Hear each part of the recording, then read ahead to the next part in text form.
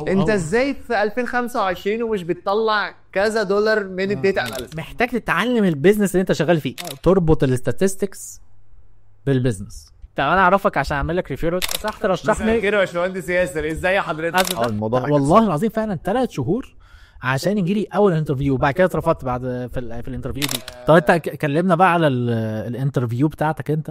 فاول لما سمع الباسكت ماركت اناليسيس بشوف ناس عندها برزنتيشن قويه جدا بس ما تعرفش تعرضها.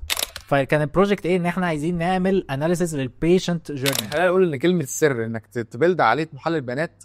انك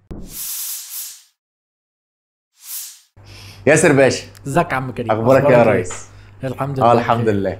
عايز اقول لك المفروض انت وعدتني بقى اللي احنا النهارده هنعمل البودكاست. اي نعم هو مش طويل، بس عايزين نتكلم بالتفصيل اللي ازاي الشخص يبني عقليه محلل بيانات. لو خد بالك احنا شكلنا هنعمل حلقات كتير من النوعيه دي يا باشا. يعني في كلام كتير عايزين نقوله يعني. يا مسهل. هنفضل نطلع الكتب اللي في دماغك ان شاء الله. تمام. ده انا عايز بس دماغي تهدى شويه. طيب احنا عايزين نتكلم عن داتا اناليسيس مايند سيت النهارده. ان شاء الله. ماشي. بص يا سيدي، احنا خلينا نقول يعني التجربه الشخصيه بتاعتي.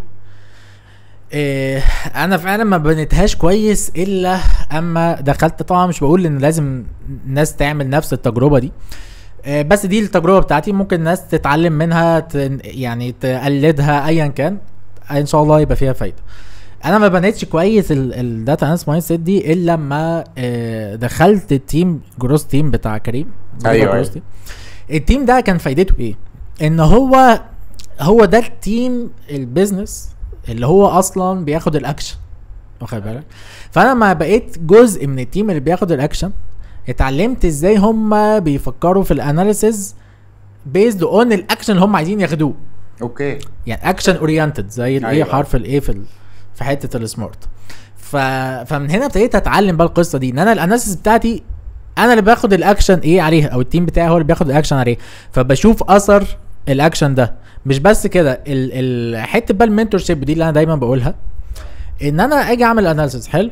مديرتي طبعا اشطر مني بكتير جدا جدا، وحتى يعني ما شاء الله عليها عبقريه يعني.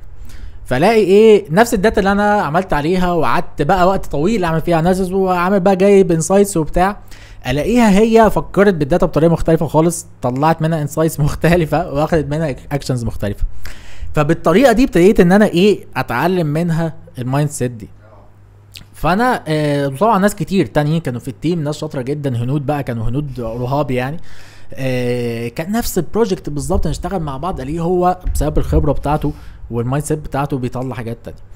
فبالتالي من عمليه الفيدباك دي، ان انا احل حاجه واقدمها فيرجعوا لي بفيدباك، يبتدي كده دماغي تنور على الحاجات اللي انا ما كنتش واخد بالي منها. فهو رقم واحد، انت محتاج ان انت تشوف حد عنده العقليه دي وتعمل براكتس وتديله البراكتس ده وتاخد فيدباك منه وهكذا. يعني هو بيجي في خلال رحلتك في الشغل. بالظبط، براكتس على ريل وورلد بروبلمز ليها علاقه بالبيزنس. رقم 2، محتاج تتعلم البيزنس اللي انت شغال فيه. دي مهمه جدا. بالظبط كده.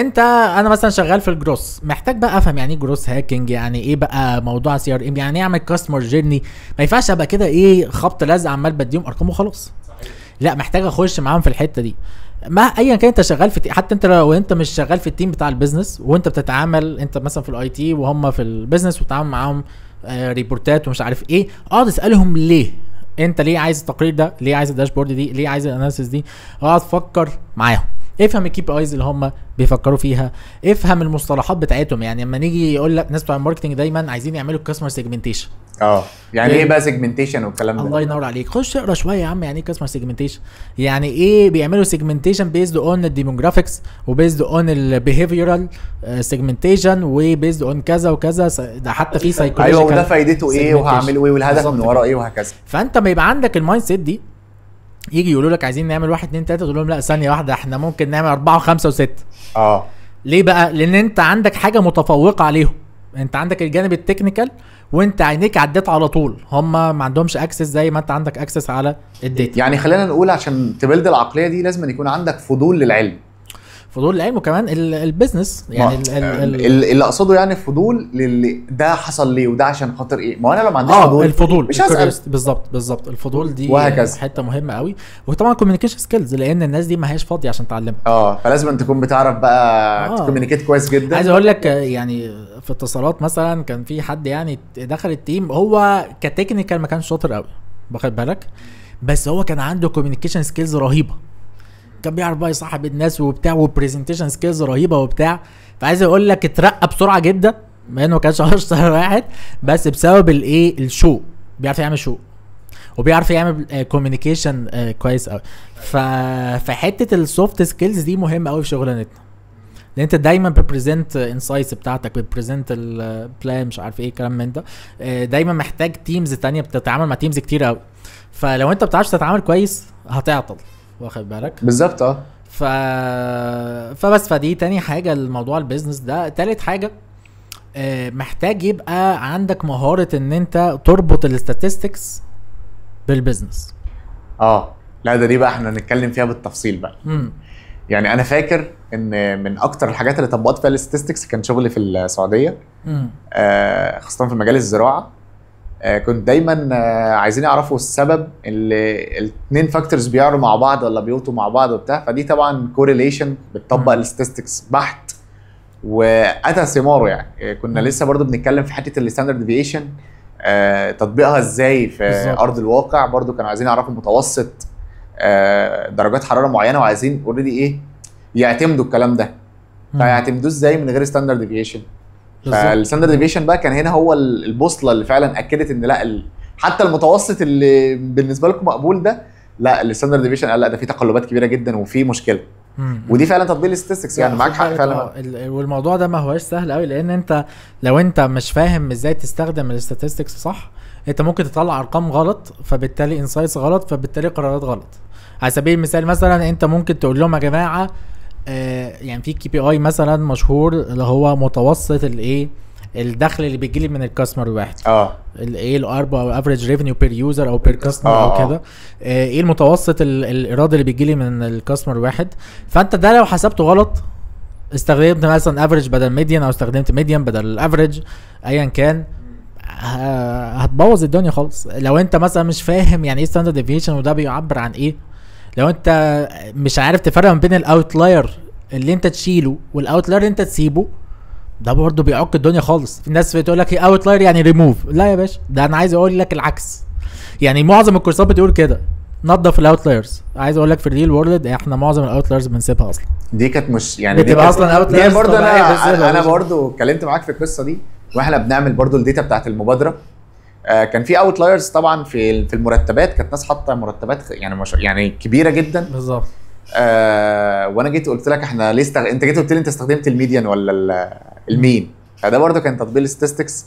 بالظبط مهم قوي. وقعدنا اوريدي نتناقش في الحته دي لحد ما قلت لي لا طالما مرتب والناس كاتبه الايميل وهو تمام ما تعملوش ريموف، بس استخدم صح انت الميديان، انت استخدمته صح وهكذا، عشان الميديان احنا بنستخدمه مع الاوتلايرز. فده فعلا كان تطبيق الاستاتستكس جوه الشغل. صحيح.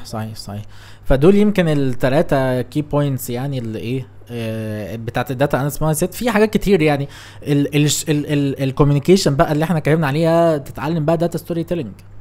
ازاي انت بقى حوار الاستاتستكس والمش عارف ايه والاناليسيس والكلام ده كله، لما تيجي تتكلم مع شخص بتاع بيزنس او مدير، ما هواش بقى فاضي يقعد تقول له اوتلاير ولا ستاندرد ديفيشن. انت محتاج تشرح له الحاجات دي بطريقه بسيطه وتوصله للقرار اللي هو المفروض ياخده. طب خليني اسالك بقى سؤال مهم جدا ريليتد بحته البيزنس دي. هل الداتا اناليست يقدر يشتغل في ايا كان البيزنس ايه، ولا لازم أن يكون عنده بيزنس نوليدج عشان خاطر يشتغل الشغلانه دي؟ يعني هو مثلا ملوش علاقه مثلا خالص بالمجال الطبي، وهم عايزين مثلا عايز اقول لك هي مايند سيت واحده. يعني انا جربت الحته دي، انا جربت اصل في خناقه في الموضوع ده. في خناقه، هي ما فيهاش صح وغلط، هي في خناقه صراحه يعني. بس انا بقول لك على التجربه الشخصيه، بس يعني تجربتي الشخصيه يعني ايه، خدها على بعضها. انا بعد اما كونت المايند سيت، وبعد اما انا احترفت دومين معين وهو الماركتنج والسيلز والجروس والكلام ده، جالي مثلا فريلانسنج بروجكت ليه علاقه بمستشفى طبي يعني. فكان البروجكت ايه، ان احنا عايزين نعمل اناليسيس للبيشنت جيرني. ماشي. فانا بالنسبه لي ايه، انا اتعلمت كونسبت موضوع الكاستمر جيرني، فانا فاهم يعني هي هما اتنين، عملت انرجي اللي هما اتنين شبه بعض. برضه البيشنت جيرني فيها برضه حاجات ريليتد ببعض، حاجات كومن هي نفس الكونسبت. يعني ايه، احنا كنا بنحلل البيشنت من اول ما بيدخل الطوارئ، طبعا كان الكلام ده في السعوديه يعني، من اول ما يدخل الطوارئ دخل الساعه كام، طب اتكشف عليه الساعه كام، اتشخص الساعه كام، لو اتحجز الساعه كام، وهكذا. وبعد كده بنحسب التايمنج ما بين كل حاجه وحاجه ونجيب الافريج. وهم كان عندهم بقى ستاندرد معين، ده ستاندرد عالمي في الطب يعني، ان انت المفروض تتشخص لو انت داخل الطوارئ في خلال مش عارف 45 دقيقه مثلا. ممتاز قوي. فانا بطلع بقى الكي بي اي ده، ولو فوق ال 45 دقيقه بديهم اليرت يبقى في مشكله هنا وهكذا. فعملت كده ايه، داشبورد تراكنج للجيرني دي، اناليسيس للجيرني دي. فحسيت ان هي في الاخر كونسبتس واحده، فقدرت اعمل عليها اناليسيس. كل الموضوع ان انا ذاكرت شويه الكي بي ايز بتاعتهم والمصطلحات بتاعتهم بالظبط، زي اي حد داخل في مجال جديد عليه يعني. بس انا بقوله ايه، ان انت مش محتاج، انت عندك نوليدج، مش محتاج تروح تدرس طب يعني. لا مش هنتكلم بس اصل يعني ايه، بس هتتكلم مع دكاتره شويه عشان تفهم. كان في عندهم حاجه اسمها سي تيست مثلا، كنت اول مره اسمع عن سي تيست، قعدت اقرا عنها شويه وبتاع، فهمت ان دي مش عارف التشخيص بتاع الطوارئ، وبيبقى ليفلز 1 و 2 و 3 و 4 و 5 وبتاع. فبتبقى حاجه حلوه بصراحه. والله معلومات جامده جدا، اول مره اعرف الحوار ده. والله. والسعوديين رهاب. بالظبط، ده حقيقي يعني. الديجيتال كل حاجه عندهم ديجيتال، ده حقيقي فعلا. من اكتر الحاجات يعني اللي انبسطت بيها يعني فعلا تيجي بقى تعمل لهم داشبورد، بتطلع له مثلا الدكتور اللي هو مثلا عنده حالات وفيات مثلا اكتر من الافريج. فتعالى بقى انت بتعمل ايه، وبتطلع انت بتموت لنا الناس الله يصلح حال. وبتطلع اوتوميتد واسمه بينور الداشبورد عند مدير المستشفى. فالدكاتره ماشيين زي الالف. ايوه واخد بالك، ما شاء الله. ما ينفعش حد يتاخر. لا تجربه جامده جدا يعني. هو نخرج من الموضوع اللي هو، بس انا برضو ليا وجهه نظر مختلفه في الحته دي.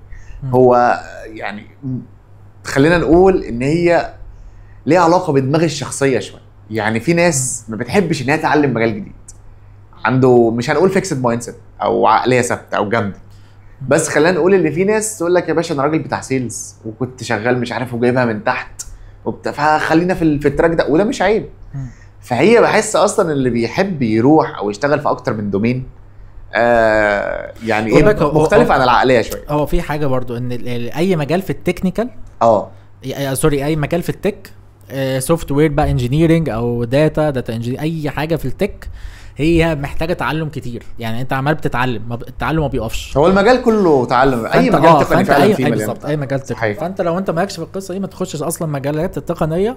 بس طبعا المجالات التقنيه هي اعلى سالاريز في السوق. صحيح. فانت بقى براحتك. بس خليني اقول لك يا باشا، يعني انا فاكر لما انا عملت شيفت ما بين الاي كوميرس ورحت الاجريكلتشر، كان المدير كان لما جيت قعدت معاه وقال لي كلمني على مشكله برضو انت حلتها قبل ما اسافر يعني من مصر. جه قال لي طب افرض ان انا عندي اوريدي مشكله، بس المشكله دي انت مثلا ما عندكش نوليدج بالاجريكلتشر عامه. قلت له لا انا عندي نوليدج، انت هعرف البروسيس بتاعتك ماشيه ازاي والكلام ده، وبناء على المشاكل هنحاول نجيب الداتا ونفهم الداتا كويس وهكذا مش عارف. وهو كان متفاجئ جدا ان في اول شهر طلعنا بداشبورد ليها علاقه بالبرفورمانس بتاع الزراعه. فبيقول لي انت ازاي عملتها والتعاون مع مين مش عارف. قلت له لا جاست سيرش. وكان الموضوع والزراعه ممتعه جدا، ممتعه جدا جدا. انت كمان شويه هتكتشف ان انت لو طبقت الداتا اناليتكس في اي دومين هتلاقي نفسك قادر ان انت تمانج الدومين ده بسهوله. يعني انت لو طبقت الداتا اناليتكس في الاتش ار وفي الماركتنج ومش عارف ايه، بعد شويه هتلاقي نفسك طب ما انا ممكن اعمل بزنس، فاهم؟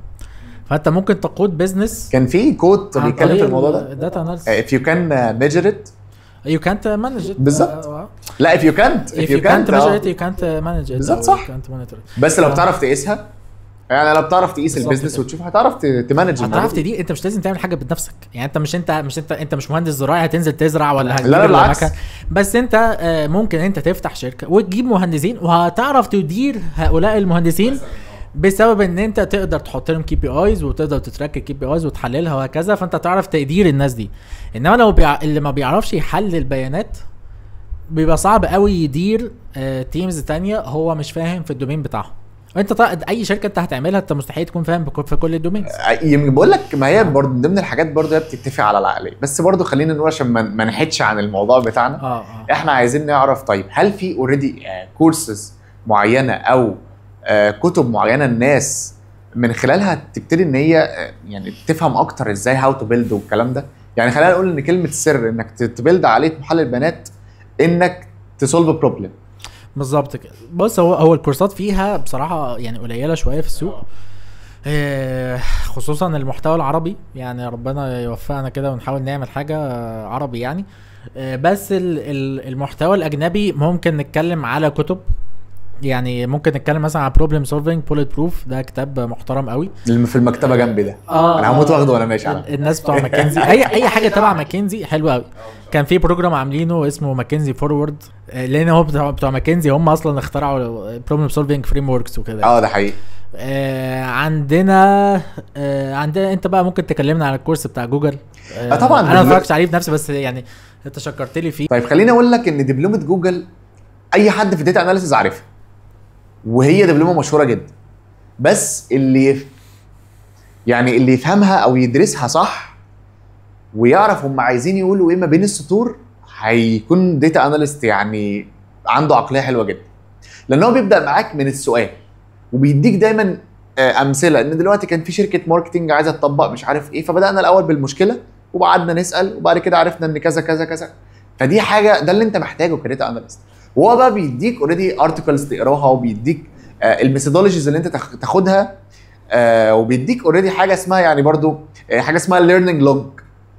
دي زي تمبلت كده ليها علاقه مثلا بالداتا كليننج، دي ليها علاقه باللي انت ازاي تسال سؤال وتقسم المشكله عشان يكون دايما عندك ستراكشر ثينكينج يعني. بتخلي شغلك منظم. كمان انت كنت بتقول لي عليه على يوديمي. من اقوى الكورسات في البروبلم سولفنج كانت بنت داتا اناليست سينيور داتا اناليست في ميتا فيسبوك، وكانت عامله الكورس ده. اوكي.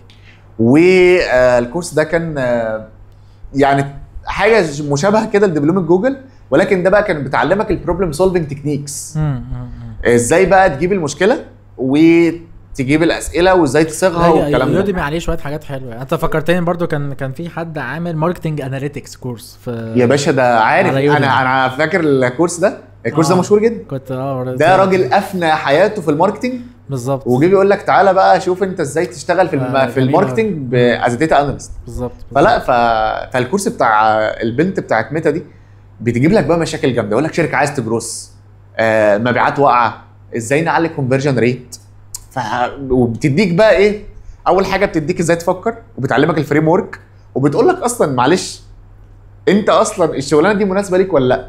من ضمن والله من ضمن الفيديوز اللي عندها بتقول لك ممكن تكتب كده ورايا وتشوف انت الصفات دي موجوده فيك ولا لا. لو مش موجوده ما تتفرجش على الكورس، ما تكملش معاك كورس يعني. وليه عاملاه في الاول؟ عشان تقدر تسحب فلوسك. ايوه. فدي برضو لا يعني لفته حلوه منها، ولحد دلوقتي بتنزل ابديتس على الكورس وبتخش تحل وبتاع. داتا سكول دي برضه والله العظيم جامده جدا. فانا طبعا الحمد لله اتعلمت من الحوار ده، وابتديت بقى ان انا استخدم شات جي بي تي، ان هو يعني افكر معاه دلوقتي اديني مشاكل وانا احلها، طب اديني مش عارف ايه. فانا حبيت الموضوع ده. حلو قوي حلو قوي.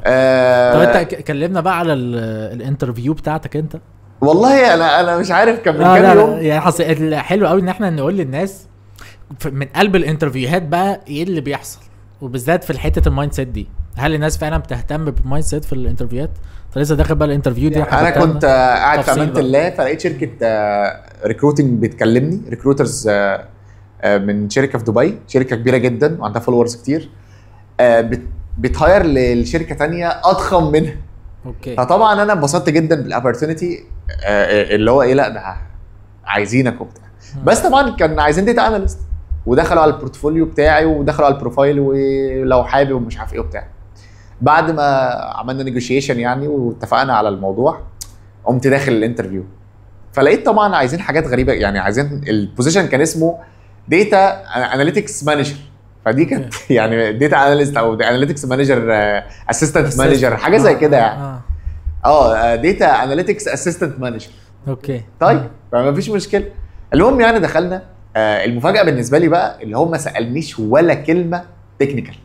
اوكي. سالني في مصطلحات ليها علاقه بالداتا ساعه كامله. مصطلحات في الداتا، مصطلحات في يعني الكونسبت بتاعت التفكير كداتا اناليست، بروبلم سولفنج ازاي تتعامل معايا او اديك مشاكل وانت ازاي تفكر بيها وهكذا. فسالني 4-5 اسئله كده. اول حاجه قال لي انت ازاي لو عندنا سيلز واقعه نعمل ايه، او عايزين نعرف ليه، عايزين نعرف المبيعات دي واقعه ليه، دي يعني في اي شركه انت هتخشها. اوكي. فطبعا انا قلت له في ابروتشز كتير جدا احنا ممكن نطبقها، بس هو كان عايز يعرف يعني لقطت منه ايه. هو في البدايه اصلا بيقول لي الانترفيو ده احنا بنشوف انت بتعرف تفكر ازاي. هو اللي جه قال لي، وكان راجل هندي محترم وشاطر يعني، ما بيقعدش يعمل كده. لا كده كان دي الناس دعوه بيها دي. بس هو كان جامد جدا يعني. من ضمن الهنود اللي انا طبعا اتعاملت مع هنود يعني، فمن ضمن الهنود اللي هم شطار محترمين يعني. فلا وكان مفهوم. خد بالك من دي بقى. لا في لا مفهوم الحمد لله. وفي الاخر لهجه هنديه بس يعني. لا بس الحمد لله اهم حاجه مفهوم يعني. فجي بيقول لي طب نعمل ايه. فهو اول حاجه طبعا انا طبقت البروبلم سولفنج ابروتش ده، وطبقت بس بتاع جوجل اللي هو اول حاجه بدات بالسؤال. عرفت المشكله فين وقعدت اضيق السكوب بتاع المشكله. كان ايه السؤال تاني؟ الداتا عندنا اوريدي السيلز واقع، او المبيعات واقعه، فعايزين نعرف واقعه ليه. اوكي. فجيت قلت له طب هي واقعه في مده قد ايه، في انهي كاتيجوري، هل في اوريدي ده النظام او طبيعه الشركه اللي المبيعات دي واقعه فيها. هو كل الكلام ده هو عايز يعرف انت بتجمع المعلومات ازاي. اوكي تمام. هل في سيزون معين. فاول لما سمع سيزون معين دي ابتدى ان هو ايه يلقط بقى. طب انت ازاي بتتعامل مع السيزون ده. طيب دلوقتي لا ما كانش عندنا سيزون، بس عندنا الكاتيجوري الفلاني، لحد اما وصلنا لان هو الكاتيجوري بتاع ملابس الاطفال، العمر بتاع كذا ومش عارف ايه وبتاع. قال لي طيب خلاص حددتوا المشكله بالظبط فين. هو بقى كان عايز يوصل للحته دي بالظبط، اللي انت ازاي بتساله وبتوصل لحل المشكله. عايز اشوف طريقه تفكيرك. فهو دلوقتي من ضمن الكورس او من ضمن الكلام اللي هتتعلمه في الكورس اللي انا بقول لك عليه ده، اللي هو هيجيب لك المشكله، وانت يا جماعه لازم اول حاجه تديفاين البروبلم عن طريق انك تعرف تسال السؤال الصح، وتسال اسئله اناليتيكال.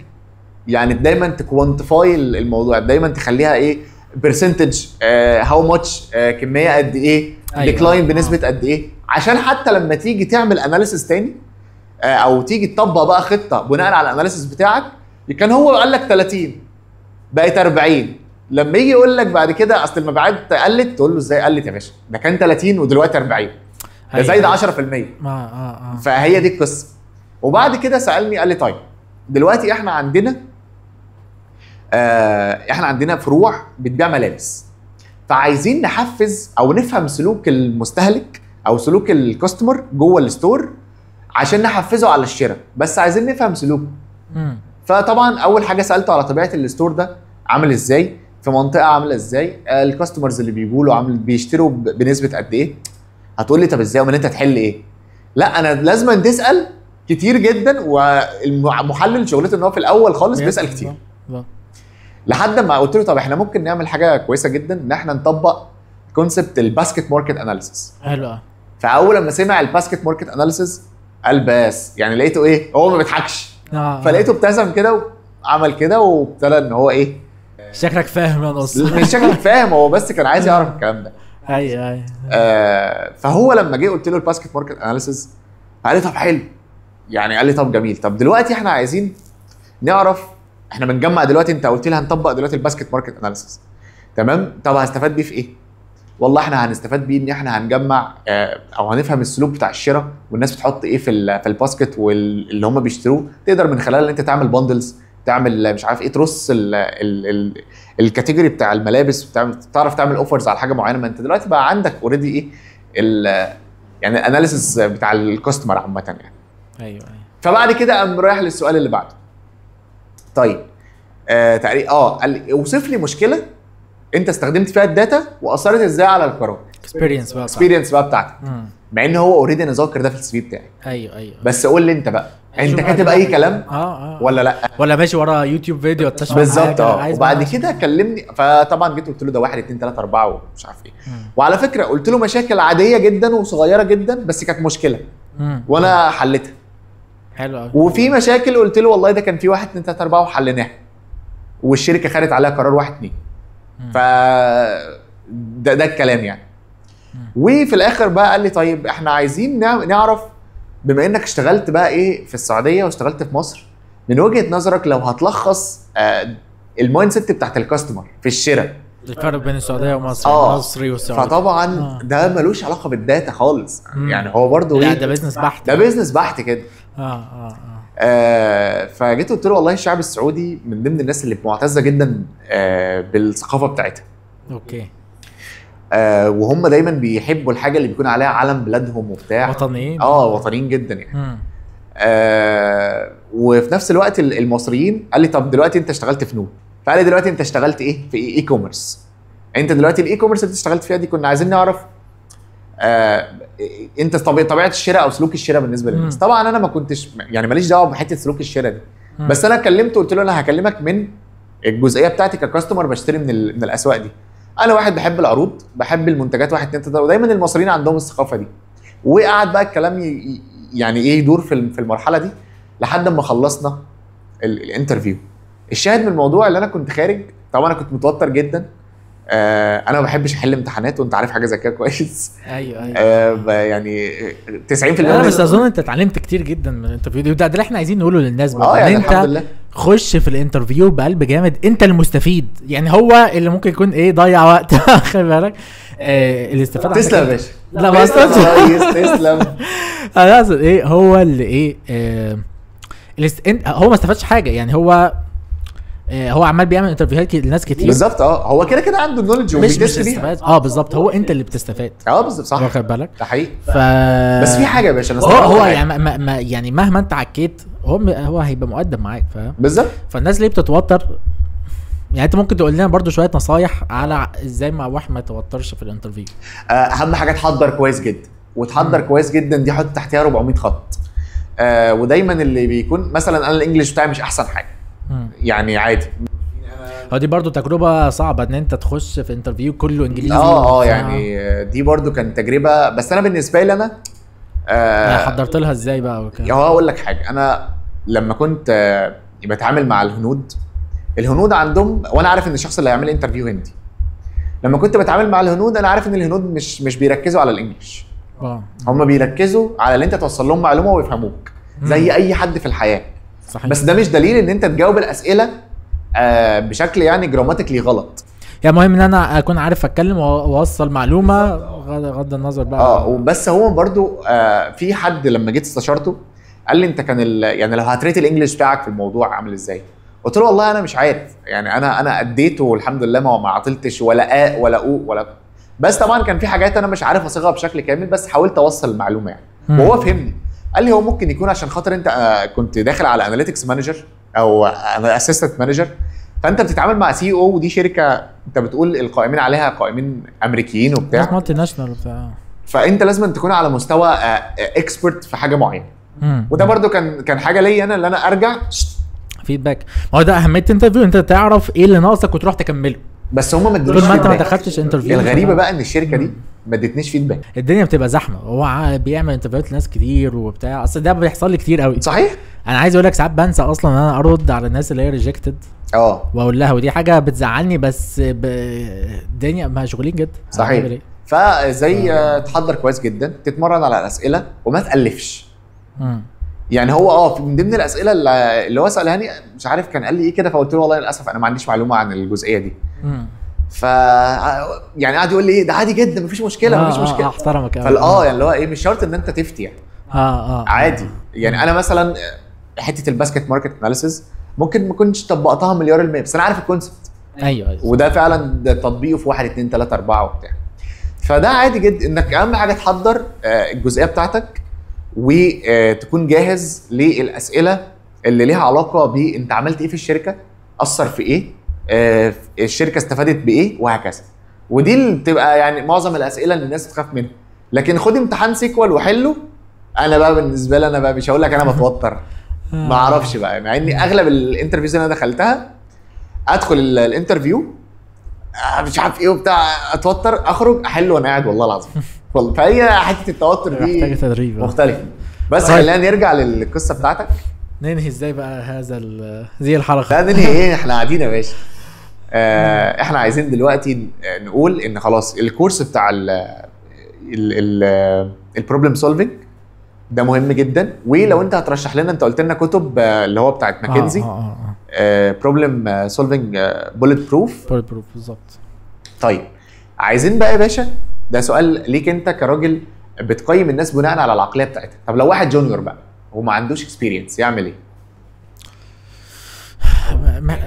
محتاج يعمل زي ما انت قلت ان هو ينزل داتا سيت، وممكن يستعين بتشات جي بي تي بقى، يقول له لو سمحت كريت بقى بروبلم ليا، والمفروض ان هو اتعلم بقى الطريقه تحل البروبلم، يحلها هو بنفسه، ما يسيبش الشات جي بي تي يحلها له هو بس. الشات جي بي تي يا اما يعمل لك الداتا سيت ويعمل لك عليها بروبلم، او انت تديله الداتا سيت، وده احسن يعني عشان داتا يعني الشات جي بي تي ما بيكريتش داتا سيت كبيره يعني.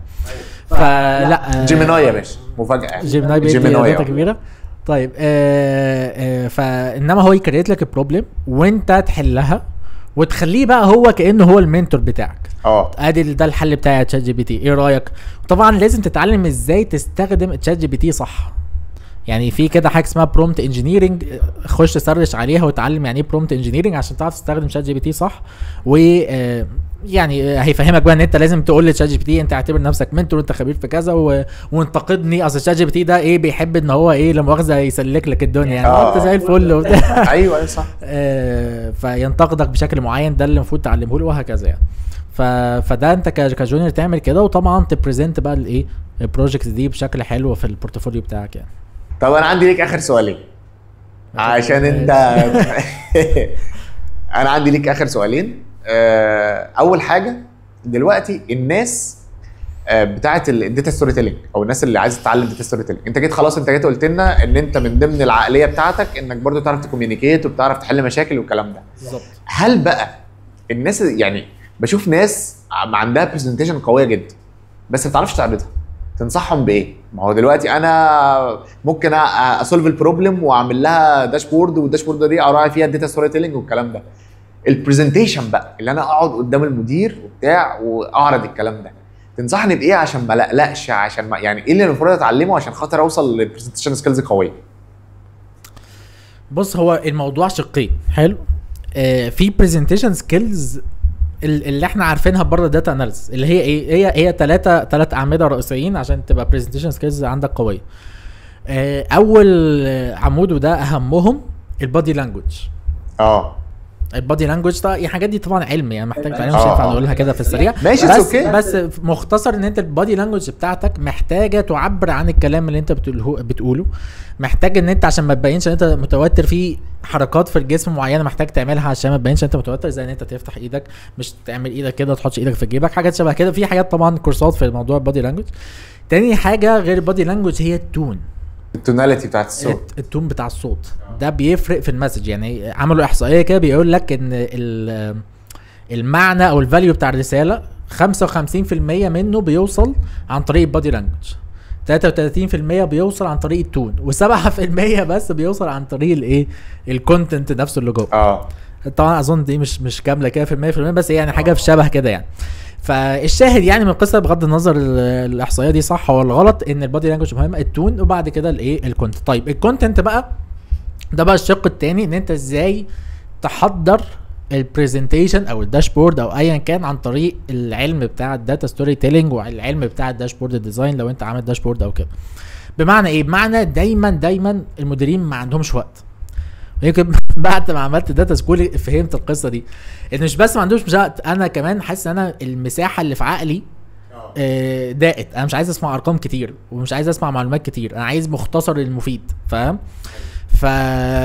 فدايما انت ما تيجي تخش على مديرك مختصر 1 2 3، ما تدخلوش في تفاصيل تكنيكال، ما تدخلوش في مشاكل، لخص له الدنيا 1 2 ريكومنديشن كذا. حلو، يحبك جدا. بالظبط، ما ترسملوش جرافات معقده، تيبل جراف بسيط مش عارف ايه، الحاجات واضحه سيمبل، كيب ات سيمبل ستوبد زي ما احنا دايما بنقول. الكيس رول يا باشا. بالظبط كده. فدي دي المهارات دي لو اتقنتها هتعرف تشير كويس وتبريزنت كويس يعني. ممتاز جدا يا ريس. طيب معضله الناس بقى يا باشا دلوقتي خلاص، انا بعرف افكر في حل المشكله، وبعرف مش عارف داتا ستوري تيلينج، وعارف مش عارف ايه والكلام ده، مفيش شغل. اعمل ايه؟ جيت انت بقى لمشكله المشاكل. مشكله المشاكل انا عايز بس رد كنوع من انواع انت بتخير ناس وعارف ان الشركات كل يوم في اعلان. كل يوم في اعلان، فانا عايز اعرف دلوقتي الشركات دي بتدور على ايه، عشان انا كواحد عايز اشتغل الشغلانه دي وبحبها اكون من ضمن الناس دي.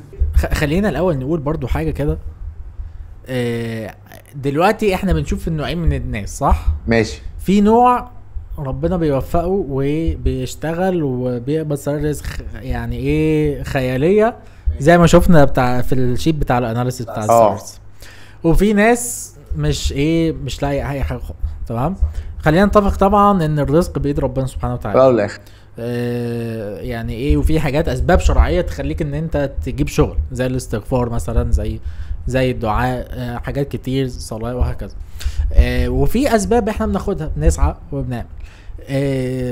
في مشكله كبيره ان في ناس يعني يا اما بتسعى بالشكل الغلط، يا اما مش عايزه تتعلم او مكسله تتعلم ان هي تسعى بالشكل الصح. السعي بالشكل الغلط بمعنى ايه؟ انت محتاج ان انت ايه مشكلتك؟ الناس ما بتردش عليك في الانترفيوهات، ما حدش بيبعت لك عايز. انا والله يا باشا انا رحت لمنصه معينه وقلت لهم اعملوا لي سي في ATS وبتاع، ودفعت فلوس وباخد كورسات وبتاع، مفيش شغل. اعمل لك ايه طيب؟ انا اقول لي انا بعمل ايه؟ اولا ان انت لازم تفهم ان الطبيعي ان انت بتقدم فتره طويله وبتقدم على حاجات كتيره عشان يجي لك اول انترفيو. لو النبي عايز اعرف بس بعد ده شيء طبيعي عشان بس ما يبقاش فيه اوفر اكسبكتيشن. ايوه، ما هي دي بقى اللي انا عايز اوصلها للناس بالظبط، ما يبقاش فيه توقعات غريبه. تمام. بس تاني حاجه، معلش انا لغايه دلوقتي انت بتقول لي ATS وبتاع، انا لغايه دلوقتي يا كريم بيجي لي سيفيهات يرمي السي في من غير ما يكتب حاجه في الايميل. طب انت لو دخلت بربع جنيه سيرش على يوتيوب هاو تو سبميت سي في ولا ازاي الاقي شغل ولا اي حاجه، هيقول لك ان انت محتاج تكتب كفر ليتر وتكتب الكلام ده في الايميل وتكتبه ازاي وكل حاجه، وانت مش هتكتبه اصلا، بس الشات جي بي تي اي حاجه، بس ما ترميش كانك بترمي سي في وشي. ايه ده؟ ايه حطيت لي اتاتش كده سي في وخلاص. طب انت يعني ليه ابص عليك وما ابصش على واحد تاني كاتب لي حاجات كده تشد العين في الايميل؟ فاهم؟ اصل انت يعني انت حط نفسك مكان المانجر. تمام، انا جاي لي اهو رسائل كتير قوي، ايميلات كتير. تمام، وانا بقرا كده من بره قبل ما اخش على الايميل، واحد كاتب كده ايه اول سطر ملفت قوي، ما ده اللي هخش عنده. طب انت مش كاتب لي اي حاجه خالص، مش هخش عندك. واخد بالك؟ ده كده بالنسبه دي حاجه تانية. تخش بقى على السي في معمول بايظ غلط خالص، مش فولوينج. بس اغلب الشركات دلوقتي عندها ATS. ماشي ATS يعني لو عدى على من ATS، لو عدى من انت بتتكلم دلوقتي في مرحله ما بعد ATS. خلاص ATS سهله بقى. ATS طبعا انت المفروض تستعين بالكي ووردز بالظبط، وتشوف كم موقع وتشوف وهكذا. انا مش بتكلم في كده، بتكلم على ما بعد ATS. ما بعد ATS بالظبط كده. ما بعد ATS ما ممكن انت لو وقعت في ايدي وبصيت السي في لقيته ستراكشر بايظ ومش عارف اوصل برغم ان هو عدى. اصل انت ATS هو مش بيمشي، هو بيتراك كي ووردز وستراكشر معين. انت ممكن الكي ووردز دي تكون حاططها يعني تحت ولا فوق ولا في حته بايظه. فازاي ان انت تحط الستراكشر صح؟ دي برضو حاجه افيلبل، مش عارف ليه الناس لغايه دلوقتي مش عارفه تعملها او مش عايزه تعملها، الله اعلم. وهكذا. في بقى شويه تريكات دي بقى اللي ممكن تكون ادفانسد شويه او مثلا مش منتشره، زي اللي انت مثلا عشان يجي لك شغل محتاج ان انت تقدم على الوظائف اللي هي لسه ببلشد قريب 48 ساعه و24 ساعه بالظبط كده. اعمل عاده يوميه ان انت تصحى كل يوم الصبح تقدم على الحاجات دي. طيب تاني حاجه من اكبر الاسباب عالميا في ان انت تلاقي شغل هي الريفيرال. ده احصائيه لقيتها على يودستي كانوا كاتبينها كده، ده بره مصر وجوه مصر وكل حاجه. تشوف حد بالظبط كده. انا كنت فاكر ان الكلام ده يعني واسطه، قلت يا عم واسطه ايه وبتاع ايه، لا بس دي ما هياش واسطه. دلوقتي انا كشركه معلش لما اجي اعين واحد فول تايم، يعني ايه فول تايم؟ ده انا هقضي معاه وقت يمكن اكتر من اقضيه مع مراتي وابني. ايوه صح. فانا لو الشخص ده جاي لي عن طريق كريم، طريق حد انا واثق فيه، هثق فيه اكتر من ان هو حد غريب. انا اوريدي احنا طبقنا ده هنا صح، طبقنا هنا وده نجح. فبالتالي الشركات كلها بتطبق القصه دي، بتفضل الريفيرال. ليه؟ لان جاي عن طريق حد ثقه، فاحنا واثقين فيه اكتر. فانت شوف سكه الريفيرال. سكه الريفيرال دي مش معناها ان تبعت لياسر تقول له لو سمحت رشح مساء الخير يا باشمهندس ياسر، ازاي حضرتك؟ اصل ده حصل. ايوه انا عارف، يبعتوا لي الرساله دي معروفه. ايوه طب انا اعرفك عشان اعمل لك ريفيرال. والله العظيم 3 في واحد امبارح لما كتبت البوست بتاع الانترفيو بيقول لي ما تجيب رقمك. ما تواضع لله، والله الحمد لله رب العالمين انا بدي رقم لاي حد، بس انا جاي بقول له ايه ليه؟ بيقول لي مش انت في الامارات؟ ما انت المفروض بقى عشان نسهلها على بعضينا وبتاع، وداخل بعشم جامد جدا. هو الفكره ايه اصل الريفيرال ده امانه. يعني كذا حد يجي يقول لي طب رشحني في كذا، اقول له يعني امانه انا لو رشحتك حتى هتبقى في وشي، سيبك من يعني انا لو انت خيشت يقول لي ايه يا عم الشخص اللي انت جايبه لنا كده. فبالتالي طب تمشي ازاي بقى؟ تعملها ازاي؟ ايوه تبتدي تعمل بقى شويه بيرسونال براندنج لنفسك. انا ما الاقي مثلا كريم مثلا قال لي رشحني، حلو، طب انت ايه امكانياتك يا عم كريم؟ يجيب لي بقى بورتفوليو قوي، يديني لينكد ان قوي، يقول لي ادي المشاريع اللي انا عملت عليها. فانا لما الاقيه فعلا هو قوي هرشحه. بس لينكد ان ما انت فاهم بقى دخان كتير كفته قليل على راي يا اخونا نجاتي يعني. ايا كان، بس اللي انا اقصده ايه، ما تطلبش ريفيرال وخلاص، اثبت ان انت قوي للشخص ده، لان الشخص ده ما يعرفكش، وكوميونيكيت معاه فتره. يعني انا في حد عملها معايا وفعلا رشحته في كريم وفعلا تعيد. هو بقى كان بيكوميونيكيت فتره وكلمته لان لقيته في شخص فعلا شكله محترم على لينكد ان كامل. الناس بقى كده هتخش هجوم عليه. افتح الحته دي. فاسمه ايه ده، فلما لقيته فعلا شخص كويس وانا وثقت فيه رحت جاي بعت السي في بتاعه، واخد بالك. انما شخص ما عرفوش خالص وما عندوش بورتفوليو، طب معلش هو يعني اي كلام يعني. صحيح، واخد بالك. فالريفيل اعمل علاقات، نتوركينج.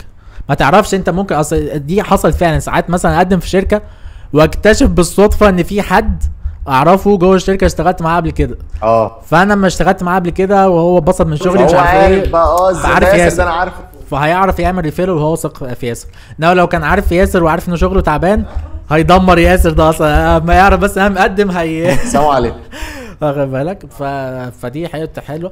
احنا ممكن نعمل بودكاست كامل اصلا عن موضوع ازاي تلاقي شغل، يعني ممكن كده نحضر حلقه عشان ضروري يا باشا والله. تلاقي شغل دي كتير محتاجه جدا الحوار ده، ومش شرط مش في مجال الداتا اناليسيس، في مجال الداتا عامه. بالظبط. ده بقى ممكن يحتوي بقى ايه اللي الشانلز انت تشوف عليها، وظف بقى ولينكد ان وانديد ومش عارف ايه والحاجات دي، ازاي تعمل سي في وبورتفوليو مش عارف ايه والكلام ده كله. في حاجات كتير محتاجه تتقال. هي نصيحه بقى تقولها للناس يعني. عشان نختم بيها الحلقه.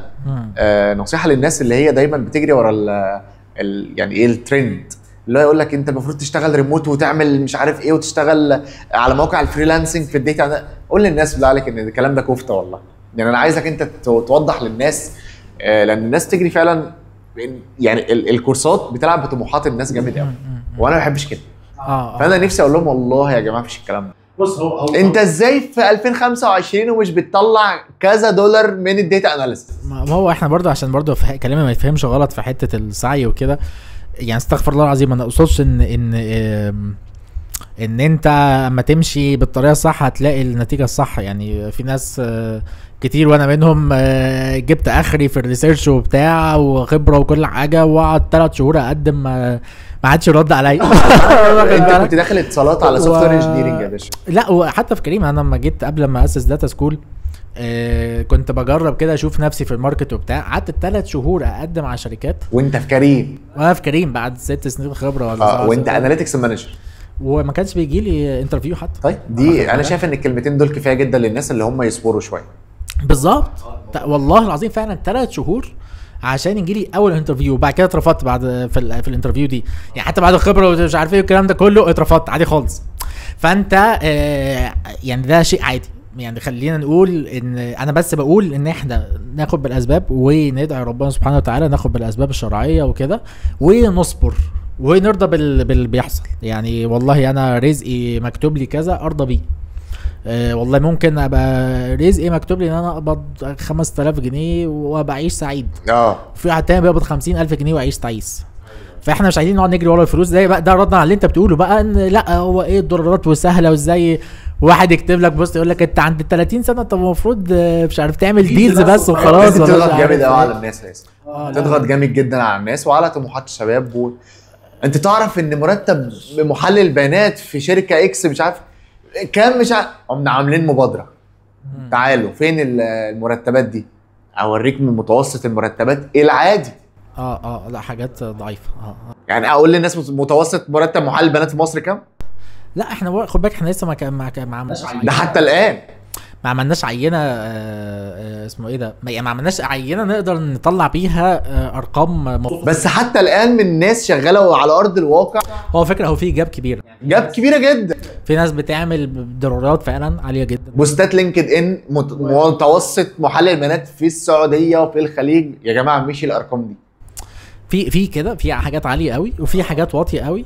الافريج كام ما نعرفش بصراحه، محتاج عشان كده احنا عملنا المبادره عشان كده عملنا المبادره، محتاجين نلم داتا اكتر يعني.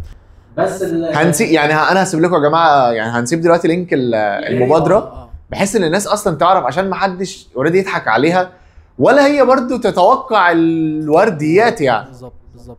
فدي برضو حاجه مهمه جدا، وانا بقول كده عشان خاطر انا كنت واحد بيضحك عليا في يوم من الايام بالكلمتين دول. بص خلينا نقول ايه يعني في الاخر، في كل واحد ليه نصيب هياخده طبعا. انت اجتهد ومالكش دعوه، الا الاستثمار دي بتاعت ربنا طبعا بتاعت ربنا يعني. بس